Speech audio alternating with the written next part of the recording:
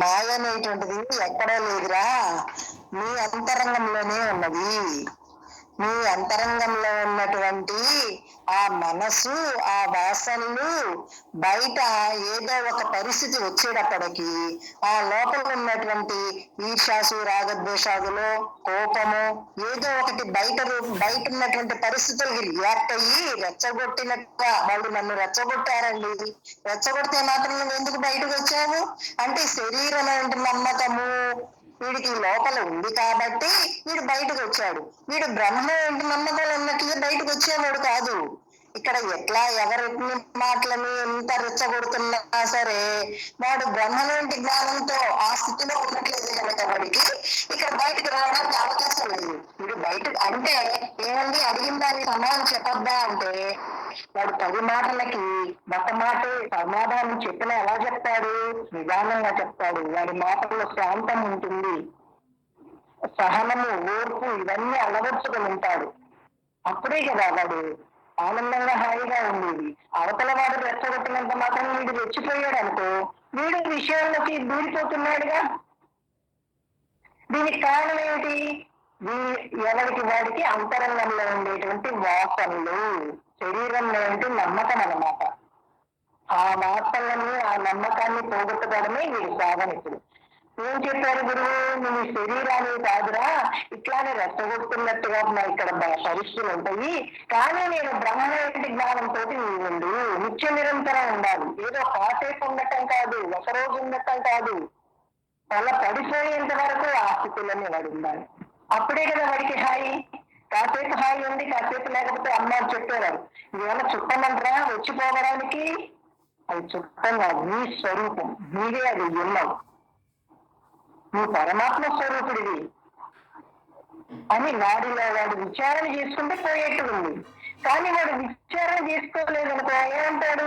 వాడు రెచ్చగొడుతున్నాడండి, వాడు ఆ మాటలు అంత ఇదిగా మాట్లాడేసరికి నాకు చాలా కోపం వచ్చి బయటకు వచ్చేసానండి, వాడికి మాటకి సమాధానం చెప్పానండి అనేటువంటి పరిస్థితులు అక్కడ ఉన్నాయి అనుకో, అంటే వీడు జన్మ కావాల్సినంతా కూడా తయారు చేసుకుంటున్నాడు. మన పరిస్థితులు, వీడి ప్రవర్తనే కదా జన్మలకు కారణం. అదేగా కర్మ. వీడికి చేసేటువంటి శరీరం ఏంటి నమ్మకంతో చేసేటువంటి ప్రతి ప్రవర్తన కర్మ, ప్రతి కర్మ కూడా వాడికి ఆ జన్మ కారణం చేసేటువంటి పరిస్థితిగా ఏర్పడుతుంది. అందుకనే లోపలే ఆ పండుని గనక, సపోటా పండుని గనక ఏదైనా పండుని మగ్గబెట్టాలంటే గాలాడకుండా ఎలాగైతే లోపలే మగ్గబెడతామో అలాగే ఈ విషయ వాసనలనేటువంటివి తగలనీయకుండగా బ్రహ్మనంటి జ్ఞానంతో వీడు అంతర్గతంగా ఆ ఆలోచనని విచారణ చేసి ఆ లోపల వచ్చేటువంటి వాసనలని, ఆలోచనని విచారణ చేసి లేకుండా చేసుకోవాలన్నమాట. అప్పుడే వాడికి హాయి. చదివినా అప్పుడే తత్వమసిలో ఉన్నట్లు. దేనికంటే ఇక్కడ ఏ చైతన్యం అయితే ఉందో బయట కూడా అదే ఉంది. అందరిలో ఉన్నది అదే శక్తి. ఆసక్తే ఉన్నది, అదే నేను అనేటువంటి జ్ఞానంగా ఉంటే గనక వీడు బయటికి రావడానికి అవకాశం లేదు. అక్కడ బయటికి వస్తున్నాడంటే వాడు శరీరం అంటే ఈ దృష్టి ఉంటేనే బయటకు వస్తున్నాడు అనమాట. చదివినా నాలో నుంచి బయలుదేరి నాకంటే భిన్నంగా ఇక్కడెవరూ లేరు, జ్ఞానముగా అజ్ఞానంగా ఉన్నది నేనే అన్నప్పుడు స్వాధీనమాయ అవుతుంది.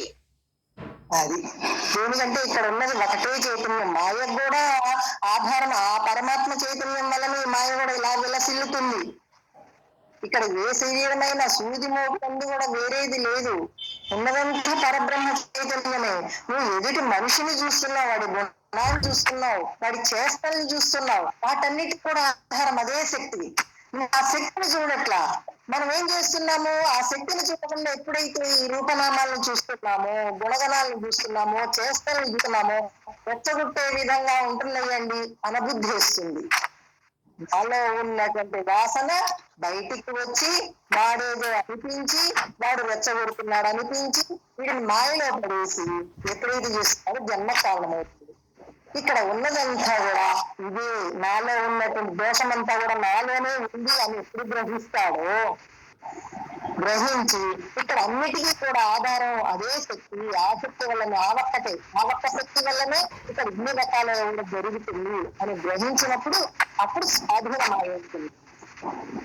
లేకపోతే కనుక విషయపరంగా వాడు ఆలోచిస్తాడు, శరీర పరంగా ఆలోచిస్తాడు, బాంధవ్య పరంగా ఆలోచిస్తాడు, హాయిని కోల్పోతుంది, జరుగుతుంది.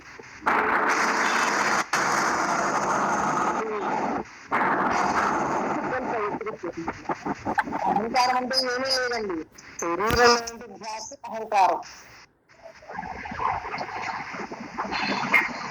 ఇక్కడ ఉన్నటువంటి పరిస్థితులు కోపపాతాలకు లేనవన్నీ అహంకారం.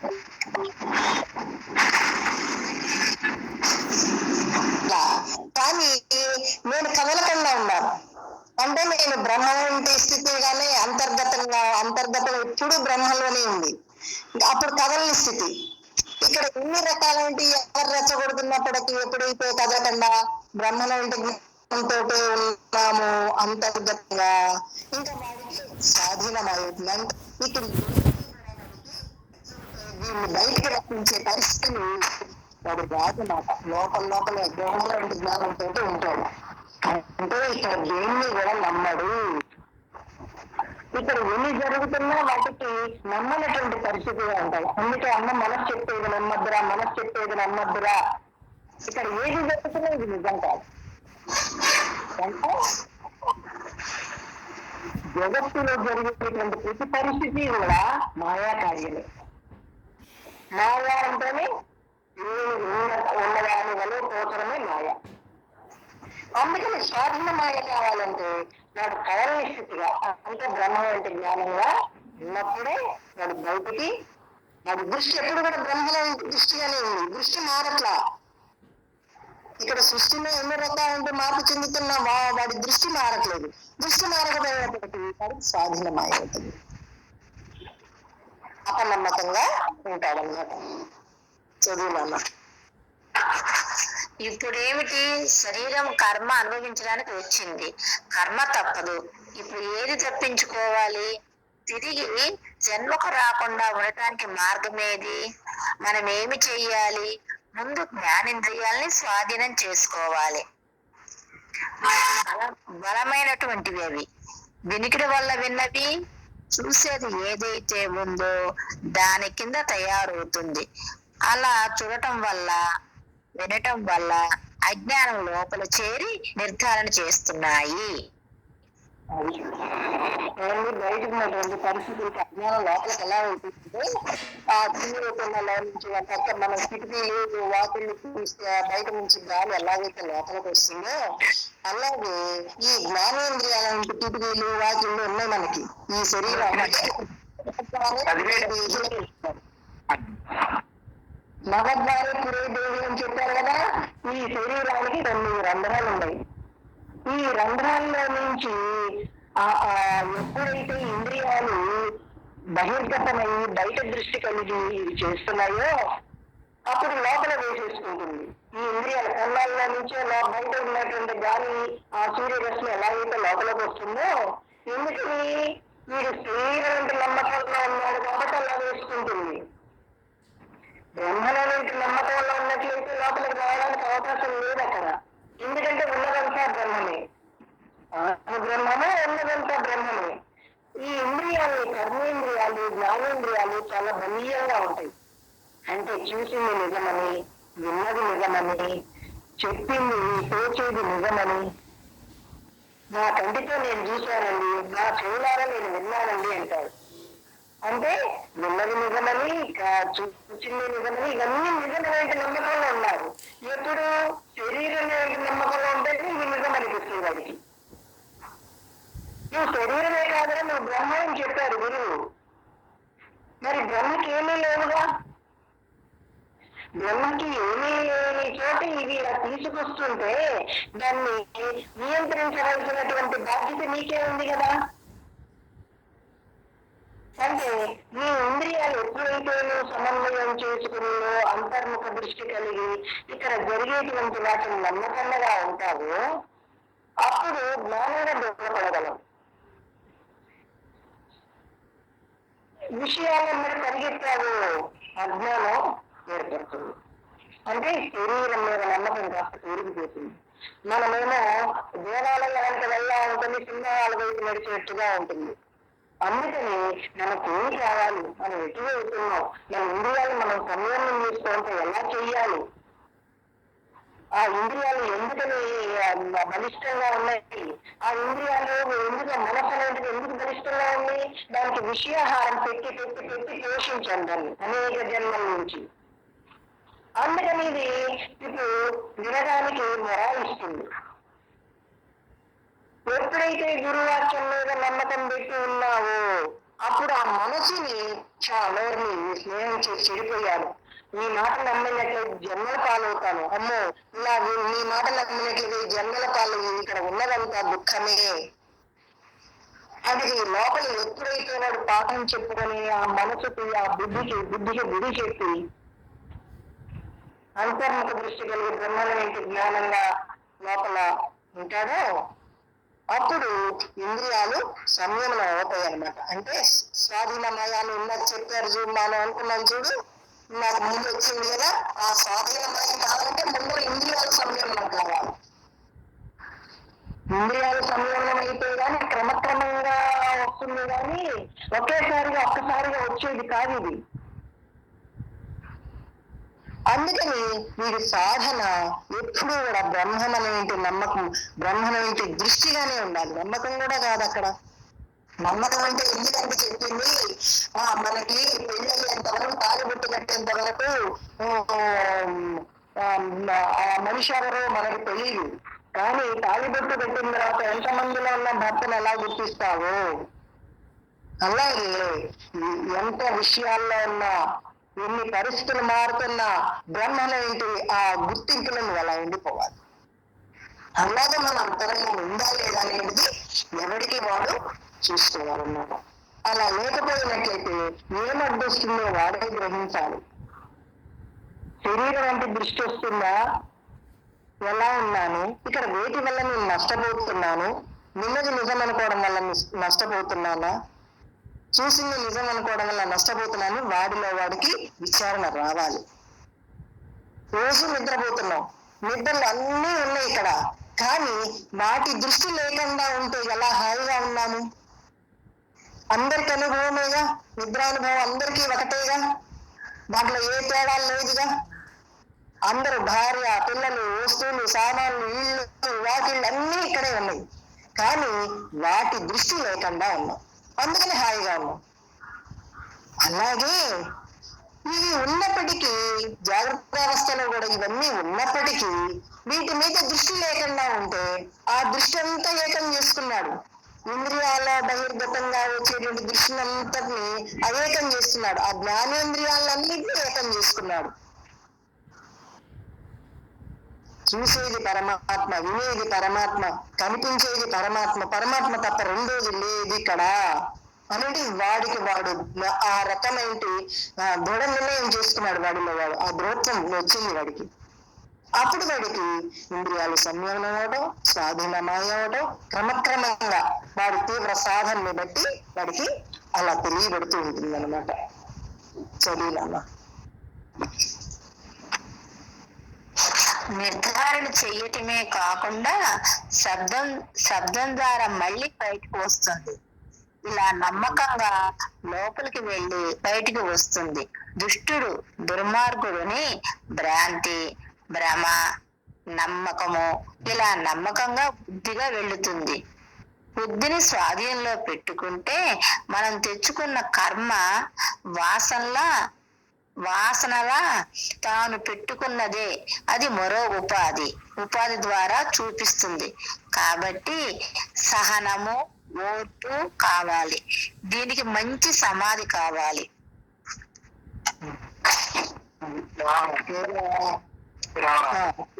చెప్పమ్మా సుజాత. కావాలి అంటే చదివింది, సమాధి రావాలి అని ఉంది. ఓర్పు కావాలి, సమాధి రావాలి. సమాధి రావాలి. అవునమ్మా. మీరు మాట్లాడండి కాసేపు.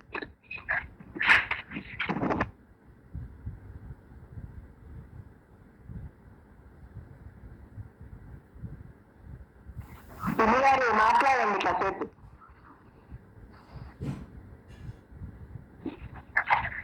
సరే, ఇలా బయట నిర్ధారణ చేయడమే కాకుండా అది అమ్మ చెప్తారు రహదారి అయిపోయిందిరా అంటారు.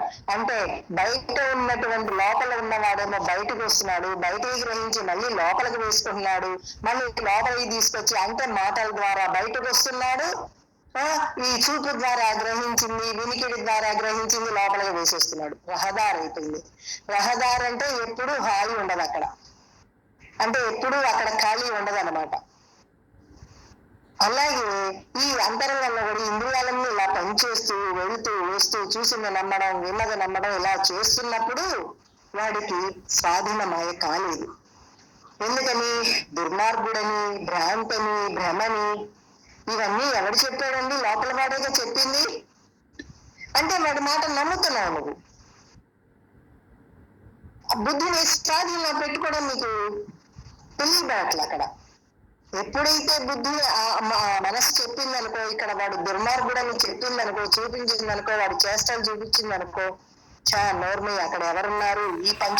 ఈ శరీరం ఎలాగో పంచభూతాలతో తయారైందో, ఇక్కడ కనిపించేవన్నీ కూడా అటువంటివి, ఇది ఎలా పుట్టిదో అది కూడా పుట్టిదే. ఇక్కడ ఎలా పరబ్రహ్మ చైతన్యం అనేటువంటి శక్తి ఇక్కడ ఉందో అన్నిట్లో అంతటా కూడా అదే శక్తి ఉంది అని వాడికి వాడు ఆ బుద్ధిని స్వాధీనం చేసుకుంటాడు. అంటే బుద్ధిలో బ్రహ్మ వంటి దృఢత్వం వచ్చేటప్పటికి ఈ ఇంద్రియాల పనులు అక్కడ ఇంద్రియాలు స్తబ్దుగా ఉంటాయి అన్నమాట. అంటే చూసినా లోపలికి వెళ్ళదు, విన్నా లోపలికి వెళ్ళదు. వినిపిస్తున్నాయి, అన్ని వినిపిస్తున్నాయి కానీ లోపలికి వెళ్ళవు. కనిపిస్తుంది, కళ్ళెదురు అన్ని కనిపిస్తున్నాయి కానీ ఏది లోపలికి తీసుకునేది. అలాగా ఆ బుద్ధిని ఎప్పుడైతే అంటే జ్ఞాన సమాధులను కూడా మనం చెప్పుకుంటుంటాం, మన పాఠంలో కూడా వస్తుంది. ఇంద్రియాలు పనిచేస్తున్నప్పటికీ అవి కనిపిస్తున్నప్పటికీ ఒక్కొక్క ఇంద్రియం ద్వారా ఆ సమాధి భావిస్తుంది అనమాట, జ్ఞాన సమాధులు. అలాగా దానికి ఇలా వీడు దృఢపడాలి అంటే మంచి సమాధి రావాలి. ఆ మంచి సమాధి రావాలి అంటే సహనము, ఓర్పు, శాంతి, క్షమాగుణము ఇవన్నీ కూడా అలవరుచుకోవాలి. ఇవన్నీ అలవరుచుకోవాలంటే నేను బ్రహ్మణ ఇంటి విశ్వాసం పెరిగే కొద్దీ వాడు అవన్నీ కూడా అలవరుచుకోగలుగుతాడు. ఎందుకంటే పరమాత్మ దీనికి దేనికి సంబంధం లేని వాడుగా ఉన్నాడు, అందరిలో అంతటా ఉన్నాడు. కానీ గ్రహించిన వాడికి తెలియబడే విధంగా ఉన్నాడు అనుభవపూర్వకంగా. ఆ తెలియబెట్టడం అంటే ఏదో వస్తువు వాహనంలో తెలియబెట్టడం కాదు.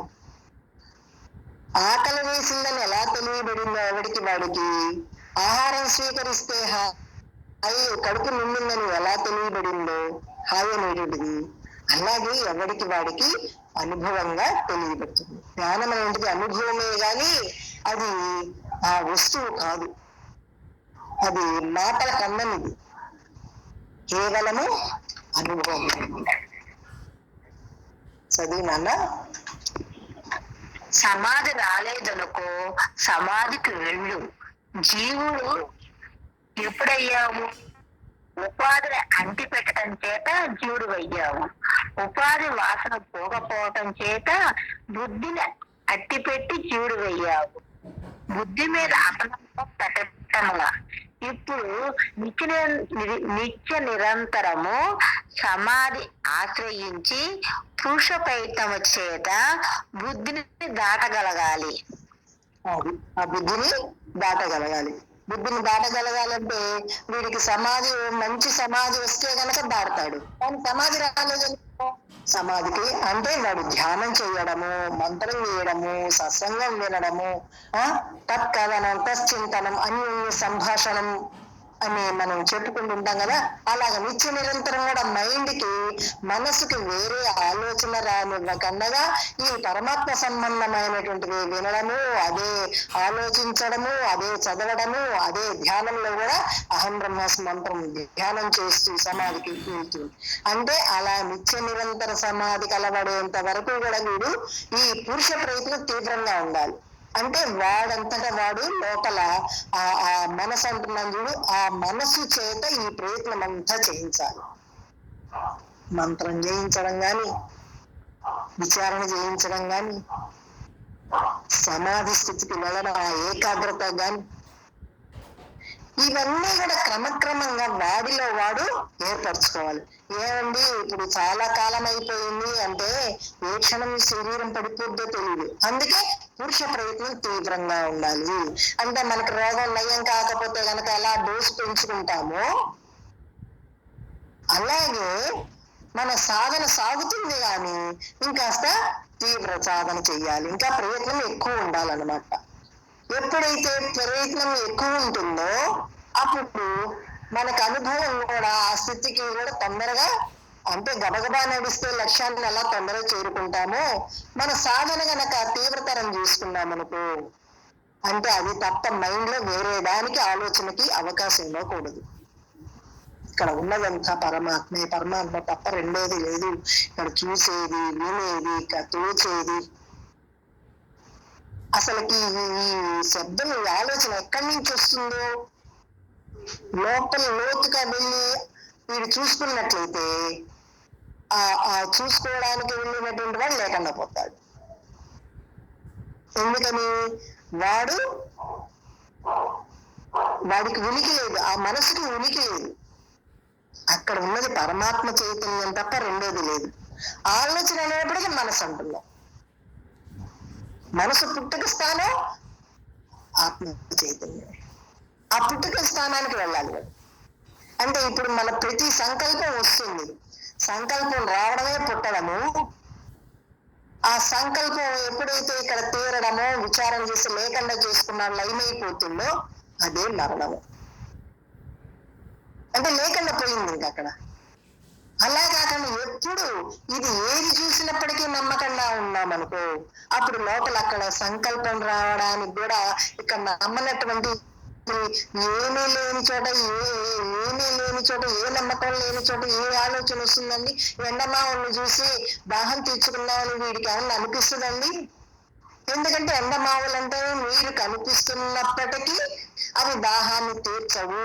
ఇక్కడ ఏ రకంగా ఎన్ని సంపదలున్నా, ఎంతమంది బంధుజనాలున్నా, ఎంత తెలివి ఉన్నా ఇవన్నీ కూడా మీకు దేనికి ఉపయోగపడవు. నీ జ్ఞానమే, నీ జ్ఞానస్వరూపాన్ని, నీ జ్ఞానం కూడా కాదు, నువ్వే జ్ఞానస్వరూపాన్ని. బ్రహ్మ తప్ప రెండోది లేదు అనేటువంటి ప్రతిదీ కూడా వాడు అలా సమన్వయం చేసుకుంటూ అంతర్ముఖ దృష్టిగా వాడు అట్లా లోతుగా ప్రయాణం చేయాలి.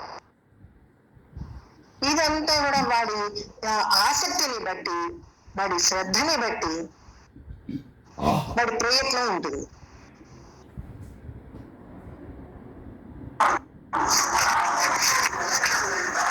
ఎందుచేత బుద్ధి ప్రపంచాన్ని చూపెట్టి ఇంకొకళ్ళని చూపెట్టి కర్మను సంపాదిస్తుందో. పొద్దుటి నుంచి పని చేసావు, అలసిపోతుంది. నిర్గుణం అంటే వెలిగే కదా. నిర్గుణం అంటే మనం చూసేదేనా? వైరాగ్యం చేత వచ్చినట్లయితే నిర్గుణం మీదే ఉంది అని నేనంటాను. ఇక్కడ నిర్గుణం తప్ప రెండోది లేదు. ఎందుకని ఆ బుద్ధి ఈ ప్రపంచాన్ని చూపిస్తుంది, మీరు ఒకళ్ళు ఉన్నారని చూపిస్తుంది. అలా చూపిస్తేనే కదా వీడికి కర్మ పెరిగి జన్మల పాలయ్యేది. కానీ ఇప్పుడు మన ప్రయాణం ఎటుందని ఆ బుద్ధి ఏది చూపించినా సరే, ఆ మనసు ఏది తోకంపజేసినా సరే నమ్మకూడదు. ఇప్పుడు వస్త్రానికి కనుక నిలువు పోగు తీసేస్తే ఎలా అక్కడ ఏమీ లేదో అలాగే ఇక్కడ రూపనామం రెండు తీసాము. ఇప్పుడు ఏదో ఒక వరుస పెట్టుకున్నాము, ఏదో ఒక రూపాన్ని పెట్టుకున్నాము, వరుస పెట్టుకున్నాము. ఆ రూపం తీసే, ఆ వరుస తీసే అక్కడ ఏముంది? అక్కడ ఏమీ లేదు, చైతన్యం తప్ప రెండోది లేదు. అవి ఉన్నా సరే చైతన్యమే ఉంది. కానీ అవి ఉండేటప్పటికి మీరు ఏం చేస్తున్నాడు? ఆ రూపనామాల మీదకి దృష్టి వెళ్ళిపోతుంది. అందుకని వీరేం చేయాలి? ఇవి కనిపిస్తున్నప్పటికీ ఇవి నిజం కాదు, ఇవన్నీ కాలగర్భంలో కలిసిపోయేగా ఇప్పుడున్నాయి, ఇంకా సేపలకు ఉంటాయో లేదో తెలియదు. అవన్నీ నన్నే కదా ఎన్ని జన్మలు అయిపోయినాయో. ఉత్తమమైన మానవ జన్మ వచ్చి ఈ సాధనలో కొనసాగుతూ కూడా మళ్ళీ ఎందుకు ఇలా ఆలోచిస్తున్నాను, ఇలా ఆలోచించినట్లయితే నష్టపోతాను కదా, మళ్ళీ జన్మల పాలవుతాను, బాబోయ్ ఇంకా నాకు జన్మక్కర్లేదు అని వాడికి వాడు దృఢ నిర్ణయం చేసుకుని వాడి ప్రయత్నాన్ని వాడు ఇంకాస్త పెంచుకోవాలి.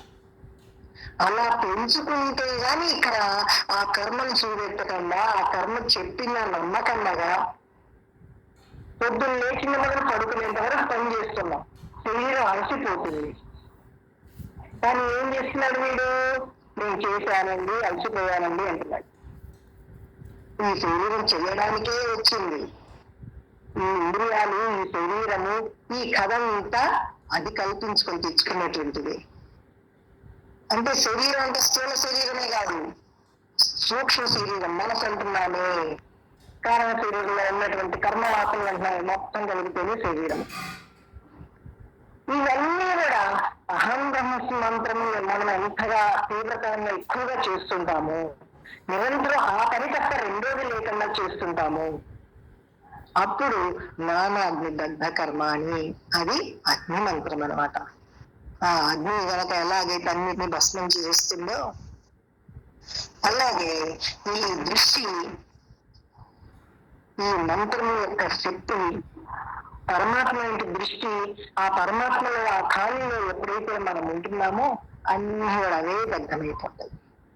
దానికి చాలా సాధనలో ముందుకెళ్తేనే అనుభవం కలుగుతుంది. అక్కడ నిర్గుణ తత్వం తప్ప రెండోది లేదు. ఎన్ని కనిపిస్తున్నా, ఎన్ని వినిపిస్తున్నా, ఇది మాత్రం బాగా మనం గుర్తుంచుకోవాలి. ఇక్కడ ఎన్నో చెప్తుంటారు, ఎంతమందో చెప్తుంటారు, కానీ గురువు ఏం చెప్పారు, నువ్వు శరీరాన్ని కాదు నువ్వు బ్రహ్మని చెప్పారు. అదొక్కటి పట్టుకోండి. ఆ ఒక్కటి పట్టుకుంటే ఆ ఒక్క దానితో మిగతా అన్ని కూడా సరి చేసుకోవాలి. మన మాట మీద మనకి సంయమనం రావాలి, మన ఇంద్రియాల మీద మనకి సంయమనం రావాలి, మన అంతర్గతంగా ఉండేటువంటి మనోబుద్ధుల మీద సంయమనం రావాలి. ఇవన్నీ వస్తేనే గాడి వాడు నిరంతర సమాధిలో ఉండలేడు.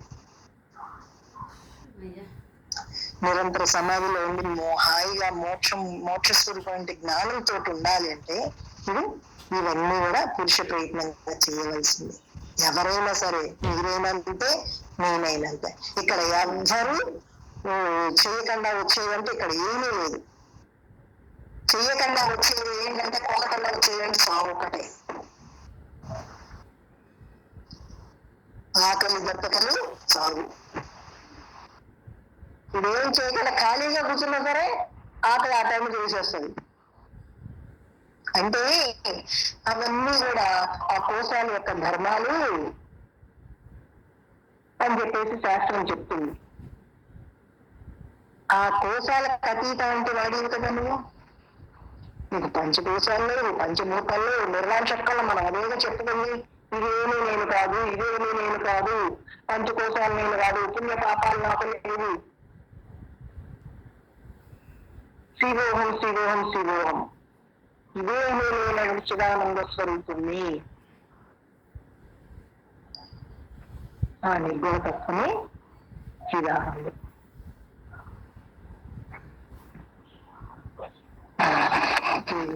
మాట్లాడమన్నా ఎవరన్నా మాట్లాడంటారా కాసేపు? సుజాతక్క మాట్లాడమ్మా.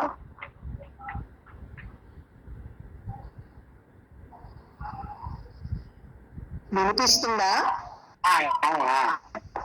ఏం లేదమ్మా, మంత్రం చేస్తూనే ఉన్నాను.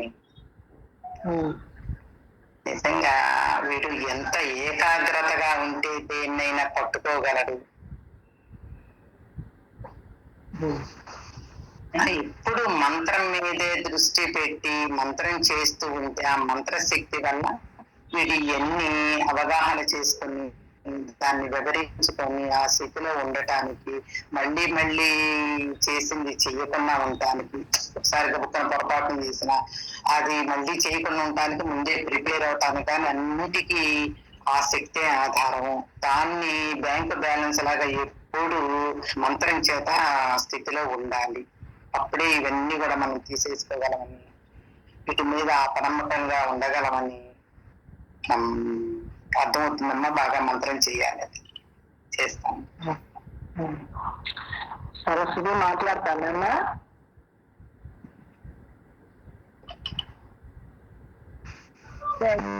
నమస్తే.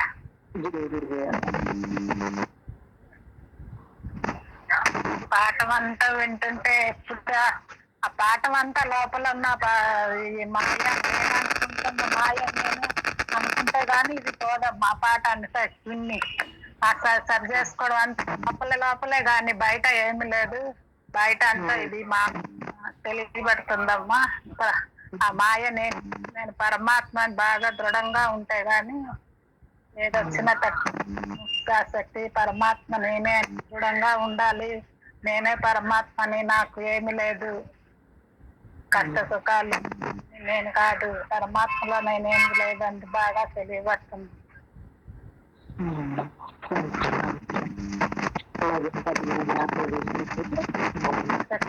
బాగా గ్రహిస్తున్నా. ఇక్కడ ఏది సరి చేసుకోవాలి ఏంటి అని బాగా తెలియబడుతుంది. అంతే, అంతా సరి చేసుకోవాల్సింది అంతా లోపల, బయట ఏమీ లేదు.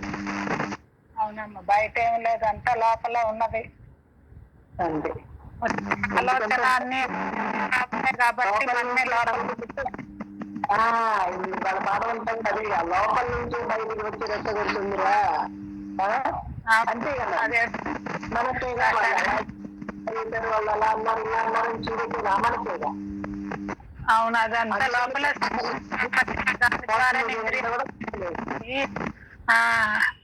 ఇంద్రియ నిగ్రహము, అదే సాధన సంతుష్ట, అది సంపత్తి రావాలంటే అంతా లోపలే సరి చేసుకోవాలని బాగా తెలుస్తుంది. మనం అంతా బాగా సాధన పెంచుకోవాలి అని బాగా తెలుస్తుంది. గురుశక్తేనమ్మా మనం అంతా అనిపిస్తుంది.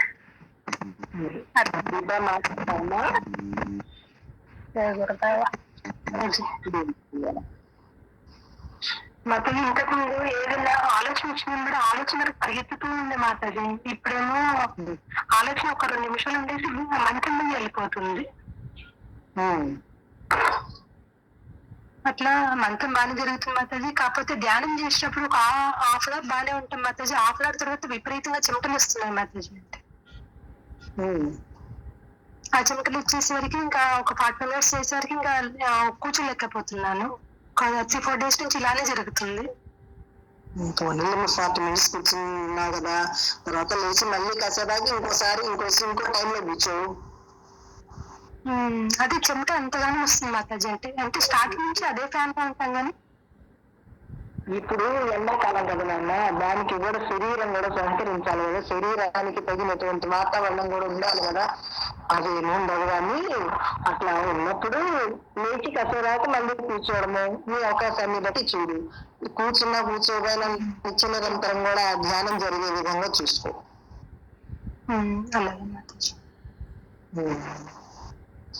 దీనికంటే తింటున్నా, తిరుగుతున్నా, నడుస్తున్నా, పడుకున్నా, కూర్చున్నా, ఏ పని చేస్తున్నప్పటికీ ఆ లోపల ఆ అనుష్ఠానం, ఆ మంత్రం జరిగే విధంగా చూసుకోండి అన్న.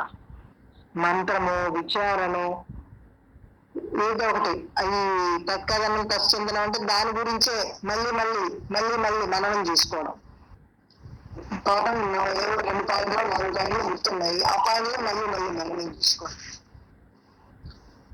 అలా ఎప్పుడైతే లోపల ఇవన్నీ చేస్తుంటామో అప్పుడు ఈ బయట ఇక్కడ అపనమ్మకం కలిగి ఉంటాం అనమాట. అపనమ్మకం కలిగి ఉంటేనే కానీ జ్ఞానంగా అవ్వలేదు.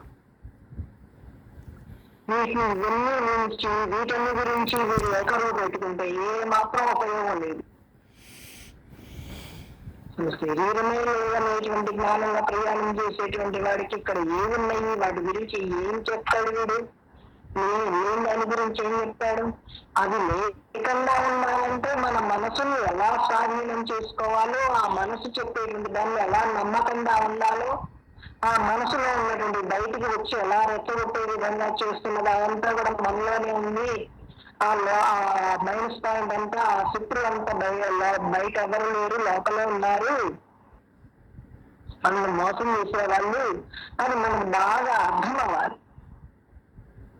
తెలియబడటం కూడా కాదు, బాగా అర్థం అవ్వాలి. బాగా అర్థమైతే గనక ఇంకా బాబాయ్ మళ్ళీ జన్మ వస్తుంది, దీన్ని నిప్పులు ముట్టుకుంటే ఎలా కావుతుందని దానికి ఎవరు చెప్పనవసరం లేదుగా. వీడికి ఎలా తెలియబడుతుందో, అది ఆలోచనలోనే ఎలా తెలియబడుతుందో, ఇక్కడ ఏ విషయపరమైన శరీర సంబంధం ఏ ఆలోచన వచ్చిన అమ్మ మళ్ళీ జన్మకల్లా అనేటువంటి దృష్టి వాడిని బయట దృష్టి కలగనీయకుండా అంతర్దృష్టి కానీ ఎప్పుడు బ్రహ్మ ఏంటి జ్ఞానంగానే బయటకు చూస్తుంది అన్నమాట.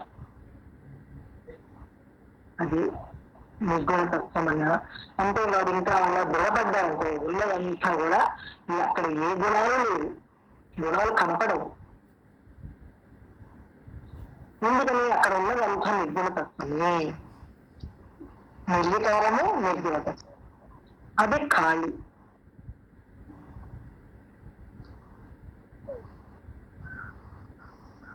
అర్థమవుతుందా నాన్న?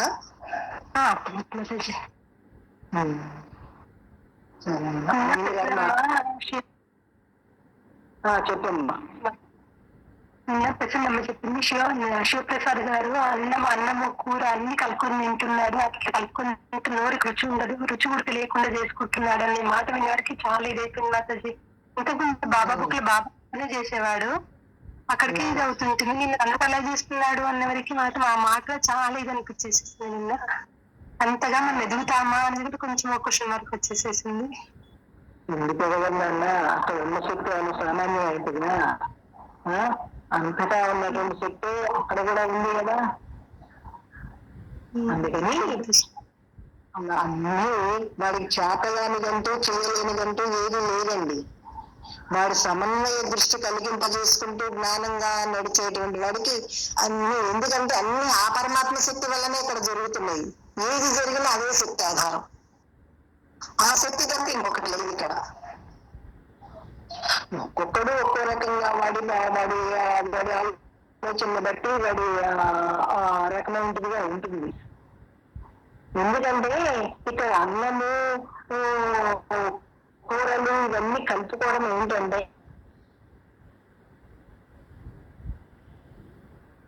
ఇక్కడ కూరలు పులుసు పచ్చడి అనుకున్నామే, ఇవన్నీ మొత్తం కలపడం అంటే ఇక్కడ ఉన్నదంతా పరమాత్మ తత్వం తప్ప రెండోది లేదు. రూపనామాలుగా ఉండని, వస్తు వాహనాలుగా ఉండని, చెట్టు చుట్టలుగా ఉండని, పశుపక్షాదులుగా ఉండని, ఏ రకంగా ఉన్నప్పటికీ ఇక్కడ పరమాత్మ తప్ప రెండోది లేదు. అంతా కలుపుకొని అంతా ఏకత్వం చేసుకున్నాం. అలా చేసుకున్నప్పుడే కదా వాడికి హాయి. అదేగా పరిపూర్ణత్వం అంటే.